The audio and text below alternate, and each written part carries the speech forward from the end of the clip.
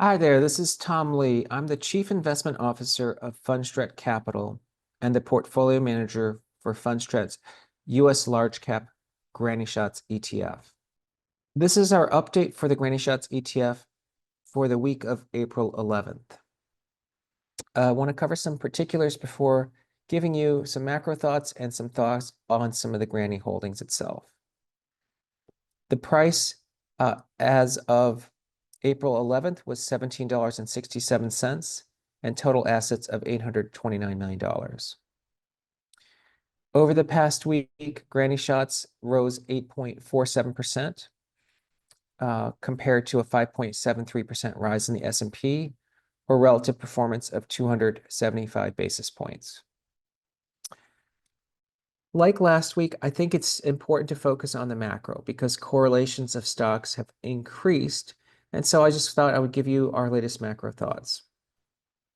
The first is, I think that there are signs, and I'll explain why, that stocks have shown evidence of a bottom. I think it's a structural low decisively, and it's possibly the low for 2025. Here's a price chart of the S&P over the past week, and as you can see, the S&P was 56.69 before Tariff Liberation Day, fell to a low of 48.35 on April 7th, and has recovered somewhat to around 5,300. And we think that there's still roughly 2 to 3% upside in the near term towards 5,500. Now, the S&P has pulled back, but as you can see, it is moving along this near-term trend line. So again, I wouldn't turn too bearish near term. Stocks fell earlier this week, and this has to do with on April 16th, Wednesday, when Fed Chair Powell spoke at the Economic Club of Chicago. Now, he said something consistent with his last appearance, which was at the NAB Business Writers Forum. He says that the Fed has to be patient here because they just don't know what the effects of tariffs will be on either growth or employment. And until they have an idea what the tariff policy is, the Fed has to be patient. Now, that didn't sit well with the president, who this morning said the Fed is too late and too wrong, and he's citing the ECB. And the ECB is actually making cuts because they view tariffs as a demand shock. But I don't think what Powell said is actually sitting poorly with markets. What I'm highlighting here is that when Fed Chair Powell spoke on Wednesday, long-term interest rates, the 10-year yield actually fell. That's in contrast to his same exact comments that he made at the NABE on April 4th, where yields actually rose. So literally, he makes the same comment, but 12 days apart, yields actually fall. I think that's a good sign. More importantly, the VIX did rise on Wednesday to 32, but that's well below the VIX levels that we saw over 50 on April 7th and April 8th when the S&P was at 4,800. What am I trying to get at? I think the stock market is in a better place today than it was when the S&P was at 4,800. Just recall there was a lot of panic, there was a lot of fear, yields were rising. It didn't look like the president was going to budge. Remember the talk from Howard Lutnick about he's not negotiating. Well, things have changed, and that's why I think stocks are in a better place. But there is some significance to the fact that the VIX was at 60 and now is at 31. Let me explain. There's three numbers I want to highlight. The VIX was at 60 on April 7th. And then on April 11th, the VIX closed at 37.56, which is an important level. And then earlier this week, it closed at below 31. Okay. Why is that? Well, there's an old adage that says you buy stocks when the VIX is greater than 50, and good things start to happen when the VIX falls below 30. The VIX above 60 has only happened a handful of times. It happened, of course, this past week. It happened during COVID, and it happened during the GFC. Well, let's look at the GFC. Let's use those three dates or those three levels I marked. The VIX above 60, which was October 2008. The VIX falling below 37.56, which didn't happen until January 2009. and the VIX closing below 31. Well, importantly, when you close below 31, you were past the low because the low was March 09. During COVID, the VIX didn't close below 37.56 until March 24th, 2020, and it didn't close below 31 until April 2020, but you were already past the low. That's why I think it's important to consider that some important structural low took place this past week. Okay, so I think that we're still in a bull market. I'm just not clear if it's a V-shaped recovery like 2020 or it's a range market like 2011. Intuitively, I'm going to say that it makes sense that we made a bottom, but we may be range bound for a bit. And that's because people are worried that there's other shoes to drop. I mean, the tariff war with China could turn into a Cold War. Investors are going to worry about the ripple effects from this shock leading to a global recession. These are extreme views, by the way. That some people are going to worry about a financial crisis from all this deleveraging. And inflation expectations could surge to an extent that we get greedflation. Remember, that's like companies basically raising prices, and it's going to force the Fed to hike. And of course, if estimates fall more than 20%, stocks have downside because the stock market already had a 20% drawdown. But the internal low seems to have been in place. This is the percentage of stocks above the 50-day moving average at the top and above the 200-day moving average on the bottom. Below 20% is a big deal because over the last 16 years, the S&P was higher 6 months and 12 months later. In fact, if you look at 3 months later, outside of 2022, the stock market was higher 3 months later every single time. So I think we did make a structural low. Now, the second thing to keep in mind is the macro is going to be messy for a couple of obvious reasons. We just don't know what the tariff policy is going to be, and we just don't know what the economic ripples are going to be. Polymarket says the market is only expecting a 37% chance of a China-US trade deal before June. That's not great. Be great to see this above 50%. The odds of a recession, according to Polymarket betting, is 53%. That's not great, but it's definitely better than 68%, which is where it was a week ago. And I think I'm encouraged by the fact that high yield has rallied almost 50 basis points from a week ago. That's a pretty significant move from 461 to 414.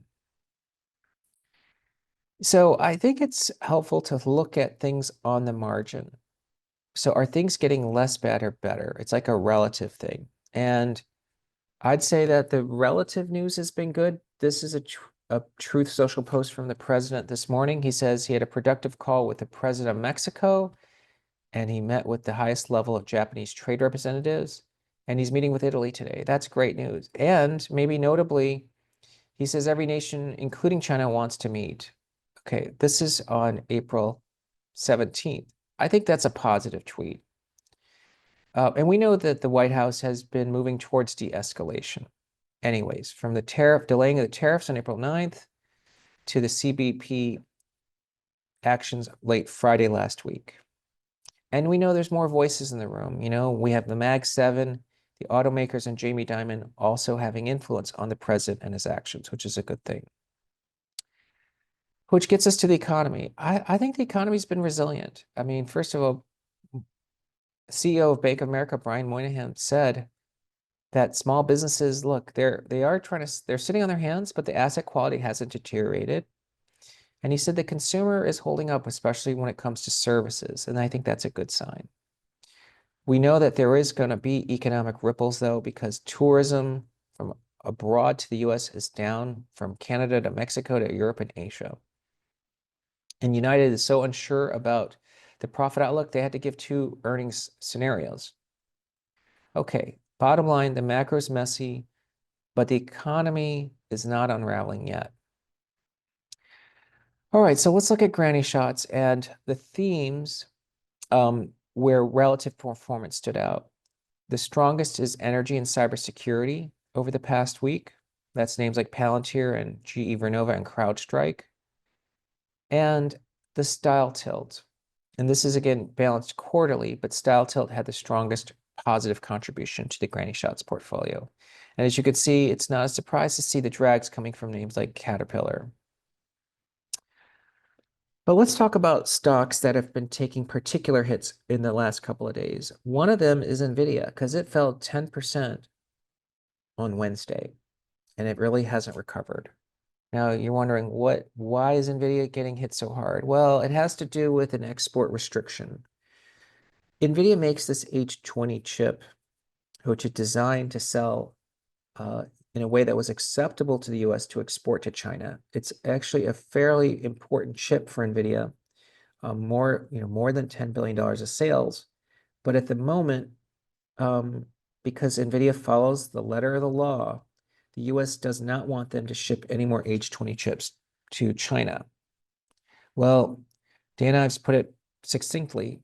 Basically, the White House knows that China needs these NVIDIA chips. This is part of the tariff war. So NVIDIA is caught in the crossfire. Okay, well, you might be wondering, does this mean you should get out of NVIDIA? Analysts have already adjusted their estimates for NVIDIA.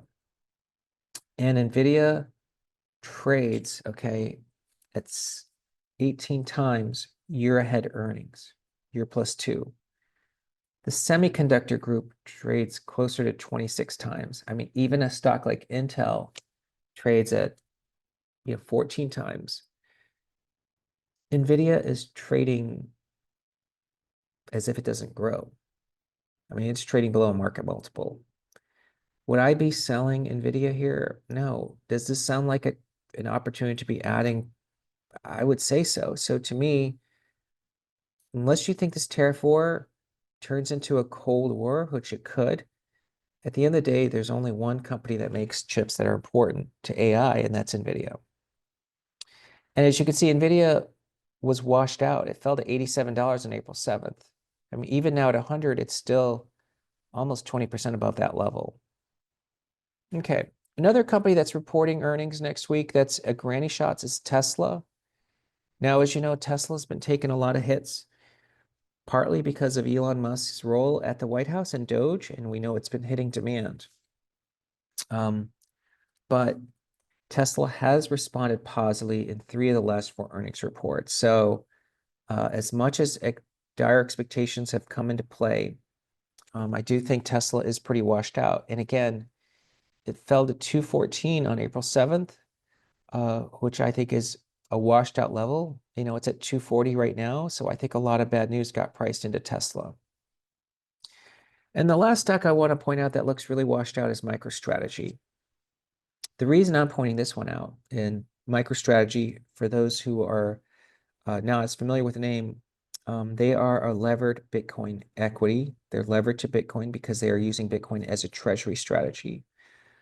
Bitcoin itself has acted relatively better recently, so it's starting to improve. But as you can see, MicroStrategy fell to 231 on March 11th.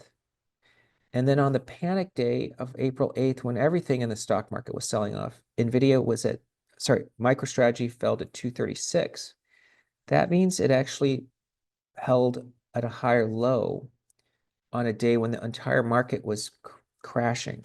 So again, I think MicroStrategy is showing signs of being really washed out. So that gets us to, what are granny shots? Well, granny shots refers to a way of shooting free throws, and it's was popularized by Rick Barry, NBA Hall of Famer, who made 90% of his shots. Granny shots aren't as sexy looking as shooting overhanded, but the way we do granny shots in this fund is we look at the most important structural themes for markets. That's things like millennial strategy, global labor suppliers, the rise of AI and automation, energy and cybersecurity, and easing financial conditions. We also look at shorter term tactical things like style tilt, seasonality, and the PMI recovery. Now, for a stock to be a granny shot, not only should it be associated with one of these themes, and it has to be one of the strongest stocks in each of these themes, it has to appear more than once. That's what makes it a granny shot. So the stocks that appear most often are really the strongest names because they are associated with multiple themes. Think of it this way. They're going to have multiple ways to work because there's multiple drivers for the story. That's what makes it a granny shot. There's a lot more detail on our fact sheet, which can be found at grannyshots.com. And this is the investment team. Thanks for listening, and I'll speak to you soon.